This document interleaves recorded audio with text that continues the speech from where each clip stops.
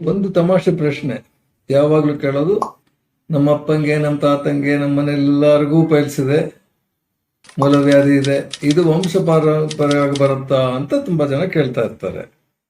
ಇದೇನು ಆಸ್ತಿ ಅಲ್ಲ ವಂಶ ಪಾರಂಪರ್ಯವಾಗಿ ತಗೊಳಕ್ಕೆ. ಅದೇನಾಗುತ್ತೆ, ಯಾಕೆ ಒಂದೇ ಫ್ಯಾಮಿಲಿಯಲ್ಲಿ ತುಂಬಾ ಜನಕ್ಕೆ ಇರ್ತಂದ್ರೆ ಅವರ ಹ್ಯಾಬಿಟ್ಸು, ಅವರ ಆಟಿಟ್ಯೂಡ್ಸು, ಅವರ ಫುಡ್ ಇವೆಲ್ಲ ಒಂದೇ ತರ ಇರೋದ್ರಿಂದ ಬರ್ಬೋದು. ವಂಶ ಪಾರಂಪರ್ಯಕ್ಕೆ ಆನುವಂಶಿಕವಾಗಿ ಬರೋದು ಅಂದ್ರೆ ಅದು ಜೀನ್ಸ್ ಅಂತ ಒಳಗಡೆ ಇದು. ಇವೆಲ್ಲ ಜೆನೆಟಿಕ್ ಡಿಸೀಸಸ್ ಅಲ್ಲ. ಮೂಲವ್ಯಾಧಿ, ಪೈಲ್ಸ್ ಆಗಿರ್ಬೋದು, ಫಿಶರ್ ಆಗಿರ್ಬೋದು, ಫಿಸ್ಟುಲ್ ಆಗಿರ್ಬೋದು, ಅವೆಲ್ಲ ಜೆನೆಟಿಕ್ ಅಂದ್ರೆ ಇದ್ರ ಪ್ರಕಾರ ಬರಲ್ಲ, ಆನುವಂಶಿಕವಾಗಿ ಬರಲ್ಲ. ಸೊ ಅದಕ್ಕೆ ಅದನ್ನೆಲ್ಲ ತಲೆ ಕೆಡಿಸ್ಕೋಬೇಡಿ. ಆನುವಂಶಿಕವಾಗಿ ಒಂದು ಬರೋ ಸ್ವಲ್ಪ ಚಾನ್ಸ್ ಇದ್ರೂ ಕೂಡ ಅದನ್ನ ನಾವೇನ್ ರಿವರ್ಸ್ ಮಾಡೋಕ್ಕಾಗಲ್ಲ, ನಮ್ಮ ತಂದೆ ತಾಯಿನ ನಾವು ಚೇಂಜ್ ಮಾಡೋಕ್ಕಾಗಲ್ಲ.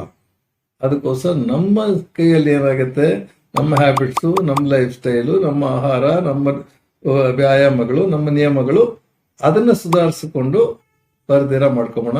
ವಂಶ ಪಾರಂಪರ್ಯಕ್ಕೆ ನಮ್ಮ ಅಪ್ಪಂಗಿತ್ತು ಅದಕ್ಕೆ ನಂಗೆ ಬರುತ್ತೆ ಅನ್ಕೊಳ್ಳೋದು ಬೇಡ.